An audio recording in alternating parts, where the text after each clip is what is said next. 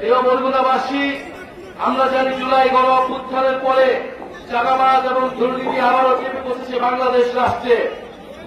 আমরা বলেছিলাম যে চাঁদাবাজ এবং মাফিয়াদের যে সিস্টেম টিকিয়ে রাখে সেই সিস্টেমের আমরা পতন চাই, কিন্তু দেখেছি যে সেই সিস্টেমকে আবারও টিকিয়ে রাখতে একটি দল, চাঁদাবাজ এবং দুর্নীতিকে প্রশ্রয় দিচ্ছে একটি দল। আপনারা কয়েকদিন আগে ঢাকায় দেখেছেন এই বরগুনা এলাকার সন্তান সোহাগকে কিভাবে বিভৎসভাবে পাথর দিয়ে জনসম্মুখে সবার সামনে হত্যা করা হয়েছে।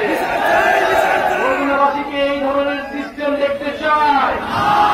বরগুনাবাসীকে এই পাথর মেরে হত্যার রাজনীতি দেখতে চায়? বরগুনাবাসীকে এই চাঁদাবাজির রাজনীতি দেখতে চায়? প্রিয় বরগুনাবাসী, আপনাদের সন্তানকে ঢাকা শহরে এইভাবে মেরে ফেলা হয়েছে, আপনারা তার প্রতিবাদ তৈরি করুন। আপনারা সেই দৃশ্য বাংলাদেশের প্রতিটি মানুষকে দেখান যে কিভাবে গণ অভ্যুত্থানের পরে হাজারো মানুষের রক্তের পরেও এই সরকারের আইন শৃঙ্খলার ব্যর্থতা এবং একটা রাজনৈতিক দলের চাঁদাবাজদের সমর্থন দেওয়ার ফলে আপনাদের সন্তানকে কিভাবে পাথর মেরে হত্যা করা হয়েছে। প্রিয় বরগুনাবাসী, আমরা আপনাদের এলাকার সমস্যা নিয়ে কাজ করতে চাই, পরিবেশ বান্ধব উন্নয়ন করতে চাই। আমরা চাই এই বরগুনা নদী সমুদ্র রক্ষা হবে, উপকূল সুরক্ষা হবে এবং মানুষের স্বাস্থ্য এবং শিক্ষার সমস্যা দূর হবে। আপনাদের এলাকার সন্তান ফয়সাল মাহমুদ শান্ত জাতীয় নাগরিক পার্টিতে গুরুত্বপূর্ণ ভূমিকা পালন করছে, ছাত্র জীবনে জাতিবাদের বিরুদ্ধে লড়াই করেছে দীর্ঘদিন। আপনারা তার সাথে থাকবেন, তিনি আপনাদের সমস্যা নিয়ে কথা বলবেন। পরিশেষে আরেকটা কথা বলতে চাই, গণহত্যার বিচার এবং নতুন বাংলাদেশের জন্য আমরা সংস্কার চাই। আপনারা কি সংস্কার চান? সংস্কার ছাড়া আমরা নতুন বাংলাদেশ কখনোই পাব না। আমরা উচ্চকক্ষ চাই, আমরা চাই দুদক থেকে শুরু করে নির্বাচন কমিশনে নিরপেক্ষভাবে নিয়োগ হবে।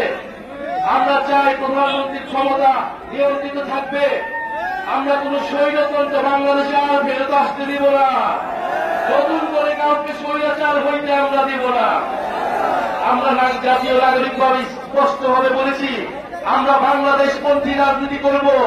বাংলাদেশে ভারতপন্থী এবং পাকিস্তানপন্থী রাজনীতির কোন জায়গা হবে না। বরগুনাবাসী, আমরা দেখেছি একটা দল ইতিহাসের এককালে পাকিস্তানপন্থীদের পুনর্বাসিত করেছিল বাংলাদেশে।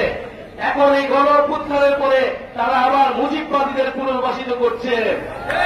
আমরা স্পষ্টভাবে বলেছি যে বাংলাদেশে মুজিববাদীদের কোন রাজনীতি হবে না, চাঁদাবাজদের কোন রাজনীতির জায়গা হবে না। আপনারা তাই নতুন করে স্লোগান তুলবেন, চাঁদাবাজ আর দখলদার, মুজিববাদের পাহারাদার।